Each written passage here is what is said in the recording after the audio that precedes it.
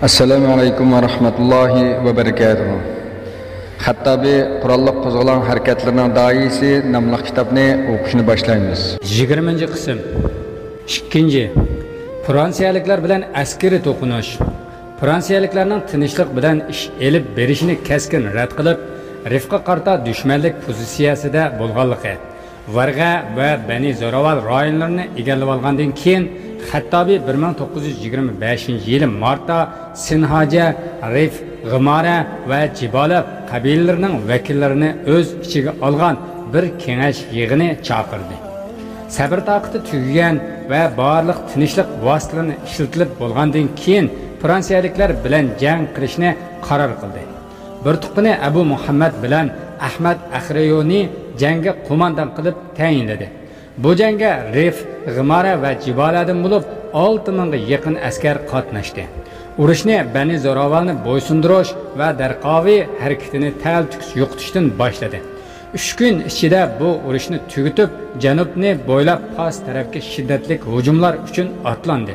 Fransiyalik yozuvchi Henri Clissero'ning Taziniya amaliyotlari nomli kitobida xotirlanishicha, bu qatimqi tunji o'q 1925-yili 13-aprelda Bani Zoravallik Abdul Karim Xattabiyning bir qo'llovchisi tomonidan etildi.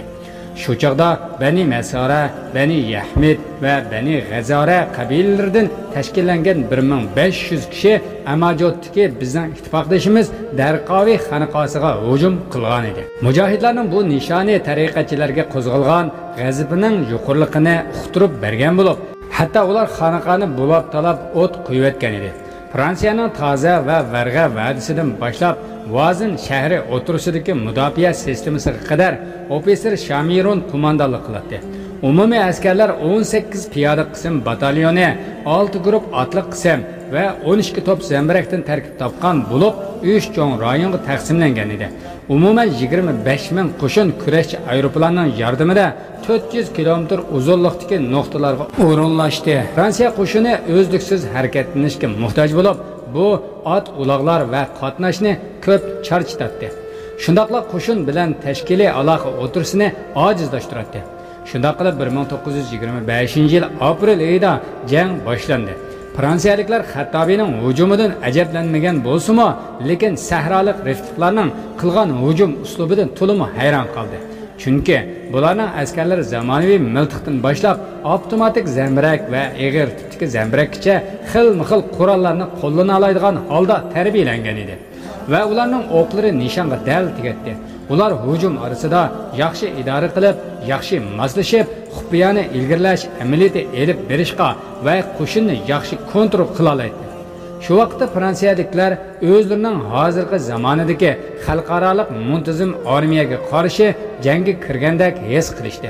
Va shuningdek ba'zi yerlik qabilalarning varg'a oldin qismida Xattabiy bilan vaqtliq hamkorlashganligini Fransiyaliklarni tuyuqsiz qoldi. Sinhaja, Hivaniya, Bani Misra, Mutalisa, Tasul qatorliq Rif bilan chegaradosh qabilalar hammasi birlikda jihad chaqiriqiga javob qaytargan holda olg'a qarab ilgirladi. 4-oyning 1-kuni G'arbiy Tuznanligigacha keng ko'lamda qo'zg'olon yuz berdi va Fos shahri tahdidga uchradi. Bu hodisa Parazda aniq g'alaba qiladigandek bir ko'rinishda yuz berdi. Go'yoki bu hodisaning tunji harbiy futuqlari bu yerda bir gigant kuch bor bo'lib, mujohidlarni olg'a ilgirlashdan ojiz qoldirgandek bir holatni suratlab bergan edi. Xuddi Anval va undan keyingi jangchilarning qizg'inligiga ergishib, hodisalar orqa yuz berishga boshladi. Xattabiy qo'mondonlik markazi jang maydoniga yaqin bo'lgan Bani Barbarga joylashdi. Mag'ribning hamma joylarida umumiy jihad chaqiriqi e'lon qilindi.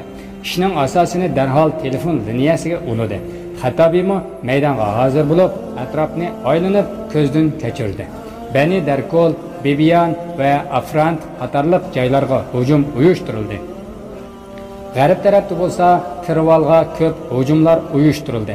Vazin shahrimi 3000 kishilik harakati qo'zg'algan hujumlarga uchrab turdi. Bu hujumning sababi Shavundan kelayotgan Axriyon qo'shini bilan uchrashish uchun edi. Shunda qilib qo'zg'olonchilar Vazin shahrining g'arbiy shimolidagi Varga daryosi quyilish o'rnigacha suzilgan 80 kilometrlik liniya Varga vadisida ilgirlashga boshladi. Daryoning ikki qirg'og'idagi Fransiya qo'rg'onlarini bijit qildi. Ondan keyin ilgirlashni uzildirmadi. Habaniya qabilasi Chorshanba bozor tarafdan pasqa tutashtiradigan yo'nalishda ilgirladi. Fransiyalik mashhur general rifqlarning hujumini to'sishga lozimatli tadbirlarni qo'llangan bo'lib, ular 3ga bo'lingan. 3-qismi 3 guruhga bo'linib, Jazoir, Toza, Fas, Meknas, Ribat qatorliq joylardagi temir yo'l liniyasini qo'g'daydi. Ammo ikkinchi qism Fasni qo'g'dashga zapas holatda qoldirilgan edi. May oylarining boshlanishi bilan qo'zg'olonchilar Fransiya kuchlariga qarata shonli g'alabalarni ishga oshira oladi. Chunki aslidagi 66 cho'ng qo'rg'onning 48ni bijit qilib tashlangan edi. Bulardan Biban qo'rg'oni, Ayni Mad Yunal harbiy aerodromi, Buadil Ash'ar, Ayni Jinan, Askar, Asval Tirval, Beni Dorkol, Bazuh qo'rg'onlari qatorliqlar. Shunda qilib ilgari qo'lga kirgizilgan rayonlar yangidan yana tahdidga uchradi. Xususan Fas shahri bo'lib, bu haqda Xattobi 2-iyul Qurba hayit kuni bu yerga keladigan deb gap tarqalgan edi. Shunlashqa umumiy Fransiya xalqining fikri qattiq davolg'ib qolgan bo'lib, Fransiya rahbarlarini qiyin ahvolga tushirib qo'ygan bo'lib, hattoki ular Toza shahri tahdid ichida qolgandan keyin rayondan chekinishni o'ylashgan. Başta Fas shahri qo'zg'olonchilarning asosiy hujum nishoni bo'lib hisoblanadi. Lekin bu yerdagi kuch omili Xattobiyni Fasqa Jazoirdan keladigan yordamni uzishni maqsad qilib, hujum nishonini sharqiy rayondagi Vajda, Toza, Fas yo'li tarafga o'zgartirishga sabab bo'ldi. Fransiyaliklar aslida Tozadan chekinishni planlab bo'lgan bo'lib, lekin bosh shtabdan nima bo'lishidan qat'iy nazar mustahkam turish buyrug'i tushgan edi. Sababi eng oxirgi 2-batalyon askari bilan bo'lsa-mu mustahkam turish uchun bo'lib, amaliyotda g'oyat zo'r tirishchanlikni ko'rsatib, ondan vaziyatni kontrol qila oladi. Darhaqiqat iyunda Fransiya vaziyati Toza rayonida og'ir krizisga petib qoldi. Qo'zg'olonchilarmi mushu shaharning janubiga joylashgan texi Fransiya qo'liga o'tib boqmagan rayonlarni va hech kimga ta'sir bo'lmagan Atlas rayonini qo'lga olishga ko'p tirishdi. Mana bu qatma-qat besimlar ostida Fransiya askarlari ba'zi amaliyotlarni elib berishga qulay bo'lishi uchun Tozani Yevropaliklardan quruqdashga majbur bo'ldi va Tozada jang pardalab Fransiya xalq rayonini ta'riflatdi va hukumat rahbarlik qatlamini almashtirishga Jazoir va Mag'rib o'tirisidagi mustamlik munosabati uzilib qolmasligi uchun Rif jo'grafiyasi bilan birlashmasdan ilgirlash maqsadida keng doirada amaliyot boshlashga qistaldi. Amaliyot boshlanib 3 oydan keyin Fransiyaliklardan 2640 askar o'ldi. 7559 kishi yordar bo'ldi. Yo'qab ketganlar 1220 ga yetdi. Rifqlar jang jarayonida 51 dona og'ir tipdagi zambirak va 200 avtomatik zambirak pulemyot, nurg'un miqdorda o'q dori, qo'l bombasi va avtomat miltiqlarga erishgan edi. Shuningdek yana nurg'un qimmat baholiq tibbiy buyumlarga erishgan bo'lib, fransiyalik va sengallik bo'lib nurg'un asirlar qo'lga tushgan edi. Qo'zg'olonchilarning umumiy fikri Toza va Fasqa o'xshash Mag'ribning markaziy cho'ng shaharlarini ozod qilish uchun davomli ilgirlash edi.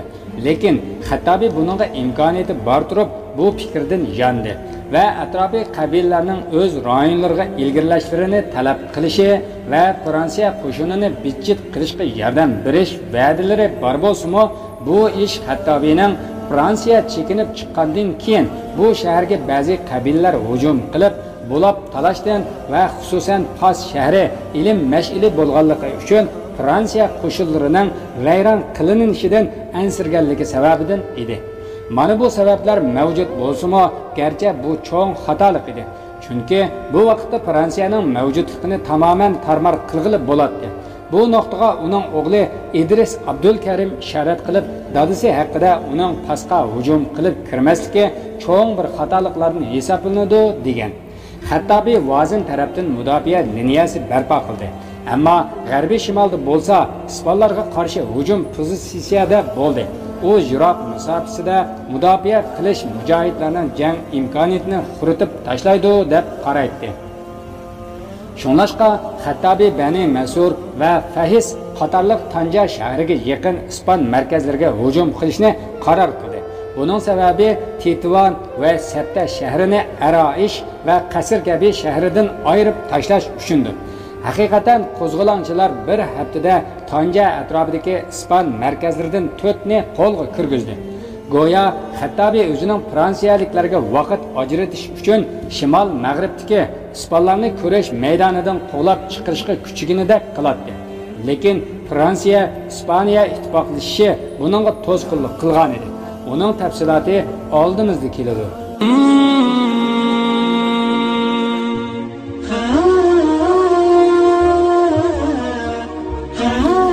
Hürmetlik anlıqçılar, Xattabi qurolliq qo'zg'olon harakatlarining doisi nomli kitobning anlatışı bu yerda tugadi.